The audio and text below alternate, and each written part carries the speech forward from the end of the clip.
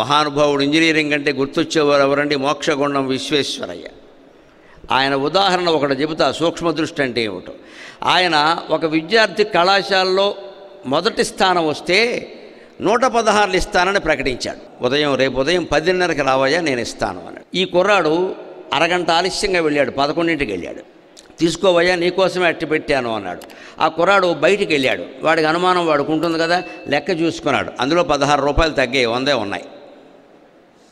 వాడికి అనుమానం వచ్చింది, ఏమండి 116 ఇస్తానన్నారు, 100 ఇచ్చారు అన్నాడు.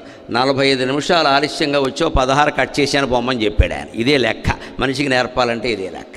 నువ్వు రమ్మన్న చోటుకి రావాలా వద్దా? ఇంత పెద్దవాడిని నేను 10:30కి రాగలిగితే నువ్వు రాలేవా? చదువుకునే కుర్రాడివి, నీకు 45 నిమిషాలు ఆలస్యమా? దాని విలువ తెలియాలి కదా, సమయం విలువ. అందుకే 16 తగ్గించా, వెళ్ళని చెప్పాడు ఆయన.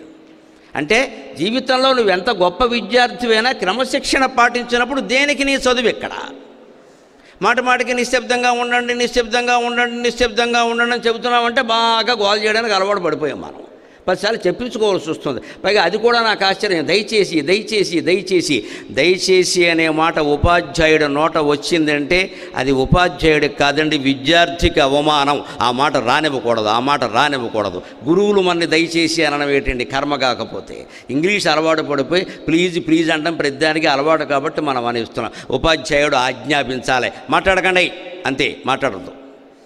దయచేసి నిశ్శబ్దంగా ఉండండి అంటే ఆయన దయచేసేది మనమేట, వీడు పెద్దవాడైపోయాడు వాడికంటే. కానీ వీళ్ళ పరిస్థితి అది, ఎవరిని ఏం అనలేము వీళ్ళ పరిస్థితి. ఎందుకంటే ఇంగ్లీష్కి అలవాటు పడ్డాం మనం. ప్లీజ్ మెయింటైన్ సైలెన్స్ అంటే దయచేసి నిశ్శబ్దంగా ఉండండి. ఇంకా నయం, అనువాదం కాస్త నయం. దయచేసి నిశ్శబ్దాన్ని నిర్వహించండి అనట్లేదు, ఎందుకంటే మెయింటైన్ అంటే నిర్వహించడం కదా, ముక్క అనువాదం అంటారు దాన్ని. ఇంకా అంత దరిద్రం కాలేదు. దయచేసి అని ఉపాధ్యాయుని నోట వస్తుందంటే మనకు అవమానం అండి అది. నిశ్శబ్దంగా ఉండలేని వాళ్ళం, లేదు క్రమశిక్షణ పాటించలేని వాళ్ళం, ఒక సమయానికి చేస్తానన్న పని ఆ సమయానికి చెయ్యలేని వాళ్ళం మనం విద్యార్థులం ఎలా అవుతాం, రేపు విద్వాంసులం ఎలా అవుతాం? ఇది ముందు నేర్చుకోవాలి.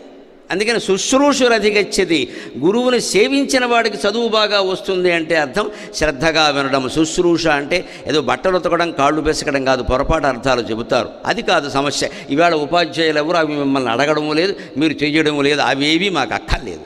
శుశ్రూషు, శ్రోతుం ఇచ్చా శుశ్రూష, వినాలనే కోరికతో మనకి నచ్చిన సినిమా పాట వినాలంటే మనం పనులన్నీ మానేసి దానికోసం డౌన్లోడ్ చేసుకుని ఎలా వింటామో, పాఠం అంత ఆసక్తిగా వినగలిగిన రోజుని మన జీవితాలు ఖచ్చితంగా 24 గంటల్లో బాగుపడతాయి, అనుమానం వెళ్ళా.